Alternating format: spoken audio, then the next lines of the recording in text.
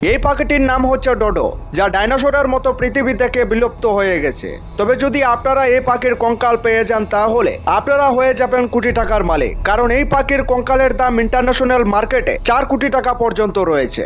जोर जोर से बोल के लोगों को स्कीमें बता दे। তবে এই পাখির কঙ্কাল খুঁজতে বেরোনোর আগে এই পাখিটির বিষয়ে কিছুটা জেনে নিন। তো এই পাখির নাম হচ্ছে ডোডো, যা ডাইনোসরের সময় খুব শক্তিশালী এবং হিংস্র ছিল। যারা নতুন গ্রহের খুঁজে ভারত মহাসাগরের উপরে উড়ছিল, তখন পাখিগুলির নজরে আসে একটি দ্বীপ, যা বর্তমান সময়ে হচ্ছে মরিশিয়াস দ্বীপ, যা সেই সময় ডোডো পাখিদের জন্য স্বর্গের মতো ছিল। কারণ সেই সময় মরিশিয়াস দ্বীপে ছিল 1500 ধরনের গাছ, তাতে আবার 1000 ধরনের ফল, এবং সবচেয়ে ভালো কথা হচ্ছে সেখানে কোনো ধরনের শিকারী জীবজন্তুও ছিল না। তাই পাখিগুলি সেই দ্বীপে থাকার মনস্থ করে, যা পাখিগুলির জন্য কাল হয়ে দাঁড়ায়। কারণ সেখানে অন্যান্য শিকারী জীবজন্তু না থাকায় পাখিগুলি লড়াই করা এবং দ্বীপে পর্যাপ্ত খাবার থাকায় পাখিরা উড়ায় এবং লড়াই করা বুড়ে যায়। এভাবে পাখিগুলির প্রজন্ম বসে বসে খাবার খেতে খেতে অলস এবং অতিরিক্ত মোটা হতে থাকে।